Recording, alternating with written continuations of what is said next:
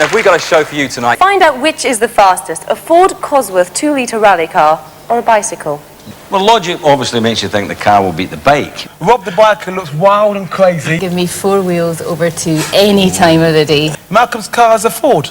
Today I'd like to take you back to the 90s to share a story about a clash of two top-level sportsmen in their own disciplines. This is what happened when mountain bike legend Rob Warner challenged the elite Malcolm Wilson and his Escort Cosworth to a race. In order to go back and view this, we're going to need a time machine. Definitely not that time machine, I'm not getting in that. No, not that one. I was thinking a cool time machine. No, this is a car channel. You know which time machine I like? Yeah, that's the one. Okay, let's push that button and get on with it. We're going back to 1996. A time when the Escort Cosworth was at its prime and Rob Warner was a mountain biker. Malcolm Wilson, founder of M-Sport, had huge success racing Ford Escorts and even helped to develop a number of RS models. He won multiple championships and was driven by passion to succeed. Before becoming one of the greatest sports commentators ever, Rob Warner left his job building Rovers to become a professional mountain biker. The first ever British rider to win a World Cup, and also the only to win a World Cup with an STI, or the only one to admit this. If you're ready to try the most comfortable boxer shorts you'll ever own, take 25% off and get free UK delivery at grizzlywears.com when you enter the code YouTube24 at checkout. Wanting to follow up his amazing achievements earlier in the year, Rob decided to challenge Malcolm and his mighty Cosworth-powered Escort to a race. This was broadcast on terrestrial TV. Before the need to subscribe, let's take a look at what happened. I'm sure I can hear some of Rob's amazing commentary coming through in time echoes. I just love the outdoors, walking, running, mountain biking. But not if it's racing against professional rally driver Malcolm Wilson. But that is exactly what world-class mountain biker Rob Warner is planning to do. Hello, chaps. Welcome to You Bet, Rob and Malcolm. Now, it was your idea for the challenge. What is it you're going to be doing? Basically, I'm racing a mountain bike downhill against Malcolm in his rally car. It's about a mile along the course. Right, but you're not going to be, like, doing it together? No, we were going to do it together, but for obvious reasons, it's decided a bit dangerous, like I might get run over. So we're going to do it separately on a time trial basis. But you're not going to be using the same route? No, on a bicycle there's little bits to my advantage of natural terrain where I can cut through wooded sections and stuff like that, so I need something to catch up with him. You're going to be using this bike, so what's so good about this bike? It's a standard bicycle, you've got to pedal it, but we've got rear suspension on it and suspension on the front. And mainly the only difference is the brakes on it. I've got a disc brake on the rear and a hydraulic brake on the front, which all helps me stop. Oh, helps you stop over the bars? Big problem. No, never. Have you ever had any, like, gone over the bars and things, lots of accidents or...? You're crashing all the time, to be honest, yeah. Going for the territory? Yeah. This lovely machine here, is it something that a mere mortal like myself would drive? Well, you could if you've got plenty of money, yeah. Yeah. What's the difference between this car and sort of a normal commercial? This Escort Cosworth was specifically designed to work on these conditions. Obviously, we can't take the shortcuts that Rob can take. Mm-hmm. But to put it in a nutshell, your standard Escort Cosworth is £25,000. This car's £150,000. Just like that? Just like that. What are your disadvantages? It's obviously, you know, you're going to be able to go quicker on the straights, but what are the problems that you face? The disadvantage, it's there, Rob. The disadvantage is, obviously, he can take the shortcuts. You take him out now? Yeah, but we have the acceleration on the straights. Rob reckons he can't even get to 60 mile an hour, and we can get to sort of 60 mile an hour in just over 3 seconds. So how are you feeling about it in general, guys? Rob? I'm a little bit nervous, actually, but I reckon it'd be cool. Malcolm? Yeah, a little bit apprehensive. I mean, obviously done all sorts of things, but nothing like this. Well, chaps, I wish you both the very best of luck, and may the best man win. Thank you. Nice one. Now, will Rob beat Malcolm in this challenge? It's time for you to decide as you place your bets. Thanks, Di. So the distance the guys will be racing is about a mile. The question is, does Rob know a shortcut, or will Malcolm drive him out of the race? Ian, we're starting with you this time. What do you think? Well, logic obviously makes you think the car will beat the bike, but the bikers, as we know, are crazy guys. And, I mean, he might just go over a cliff and all the way down. Beat him easily on that one. I am going to go for the biker. OK. Strange as it may seem. So you're going to go with a yes there, because this is Rob's challenge. So a yes there from Ian. Yeah. Chris? I like Ian's thought process. I've got two reasons why I'm going to say yes. First of all, Rob the biker looks wild and crazy and man is ready to do anything. So that's going to be a safe bet. And the second thing, Malcolm's car is a Ford. 25 grand or 150 grand, it's still a Ford. That's about as popular as a ginger-haired stepchild. So we've got a yes from a Chris as well. You're going to go with the bike. All right, yes from Chris. Carol, what do you think? I think give me 4 wheels over to any time of the day. And when asked what he thought it was going to be like, he said, cool. Cool. We haven't even started. But cool? No. The bike. The car for me, please, the car. All right, so a no there from Carol. So it's now the turn of our studio audience to decide, can pedal power beat engine power? I don't know, maybe you do. Place your bets now! Don't forget, have a go at home. Place your bets at home as well. Can Rob do it? Or will Malcolm pip into the post in the old Ford? Well, 67% think, yes, Rob can do it on the bike. Let's see if diving through the bushes is the quickest. It's Malcolm up first. He'll set the time Rob has got to beat. A quick glance at his instruments, everything is in order. He'll get his revs up and off he'll go. More natural talent than Susan Boyle!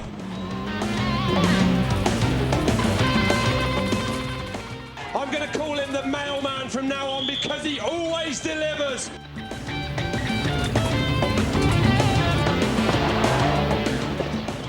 Look how effortless and smooth he is. This man is smoother and faster than the Bonneville Salt Flats.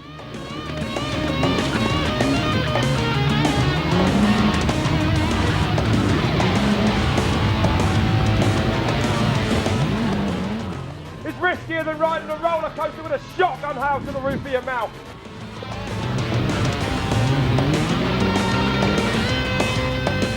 Now he's into the straight where his speed will be a huge advantage over Rob. The atmosphere here is so tense, even the trees are holding their breath.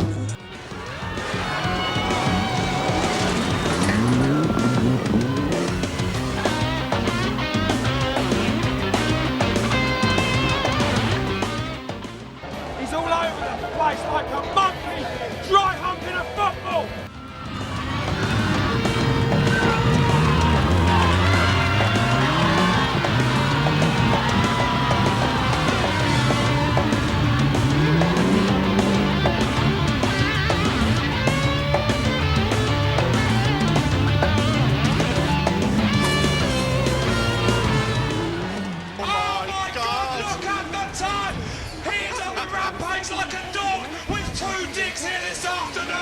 It's a difficult time though for Rob to beat, but he's a gritty character with great determination and he'll give this run his best shot. To help him, Rob is allowed a rolling start. His time will begin when he crosses the start line. If mountain biking was a science, this man would be a professor of it.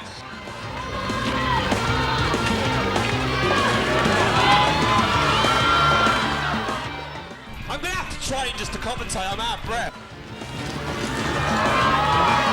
19 seconds was Malcolm's time at this point, and Rob's only 1 second behind. But he hangs it out like a fat bird in a bikini.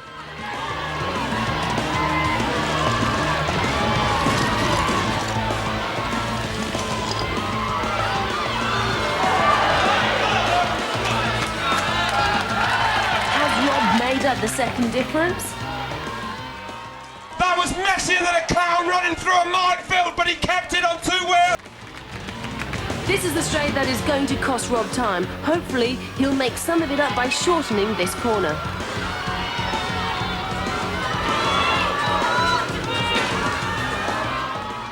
How's he done that? He's took a shortcut. That's unbelievable local knowledge there to go that far. Dude, look how smooth he is. If he was any more fluid, he'd have to be liquidized. Rob is 5 seconds adrift. Can he make it up on the last leg of the run? Smoother than a cashmere codpiece!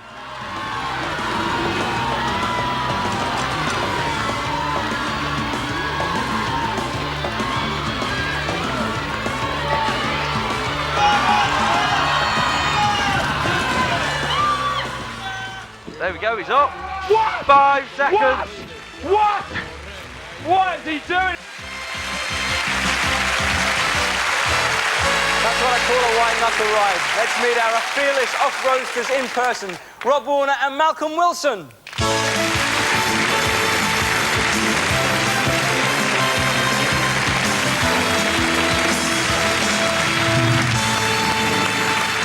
Hey, Rob. All right, Di? Hi, Rob. Hi, guys. Malcolm, nice to see you. That was a close-run thing, Di. It was very close. I've got to say, in practice, Rob a few times came off his bike, but at one point he landed 25 foot away from his bike. You're mad. 25 foot away from the bike, so... Yeah, I went right down a big hole. Oh, we've all done it at one time or another, you know how it is. Well, it was, I mean, it was only 5 seconds behind. I mean, I think it was incredibly close. Malcolm? Yeah, it was too close, wasn't it? Now, what did you think when Rob came up with this challenge and he challenged you to this race? What did you think? What was your first thoughts? Well, let's be honest, if you get a phone call from a guy with a mountain bike and says he wants to race you down a gravel track and go on the same piece of road, you think it's a wind-up. But I certainly got my eyes open when we were doing the practice, that's for sure. Yeah, I mean, it was close. It was very close. I think a round of applause for both. Very exciting to watch, Di. Yes, and you're well done anyway, Rob. And Malcolm, I'll hand over your You Bet medals. You got one as well, of course. Well done. There we go. Malcolm, if you'd like to get yourself in the car. A great challenge, ladies and gentlemen. A big thank you to both our challengers, Rob Warner and Malcolm Wilson. Cheers, mate. Thanks very much.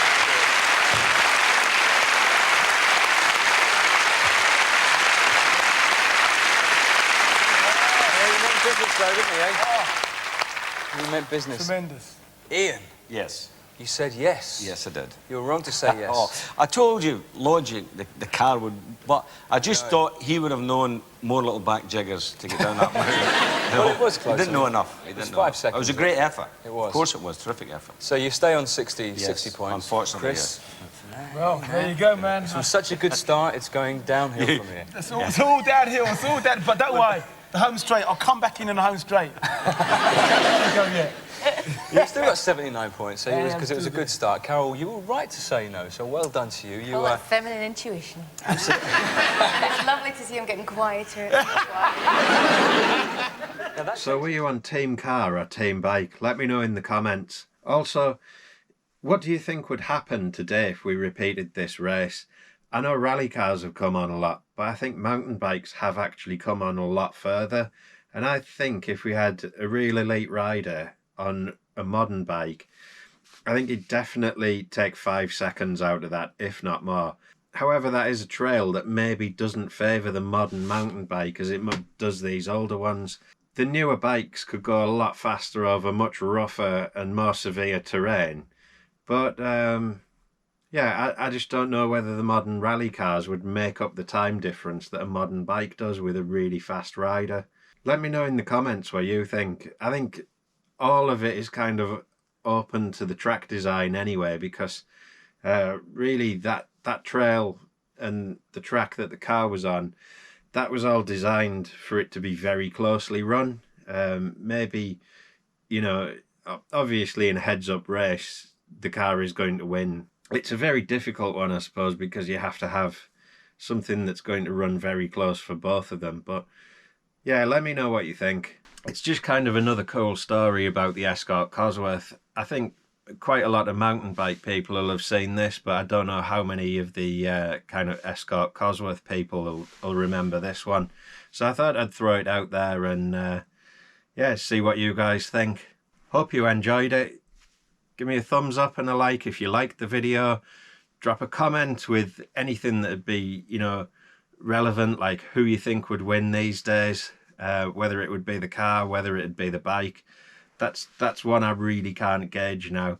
And yeah, give me a subscribe if you want to see more stuff like this and how I get on with my Escort build, and hopefully I'll see you next time.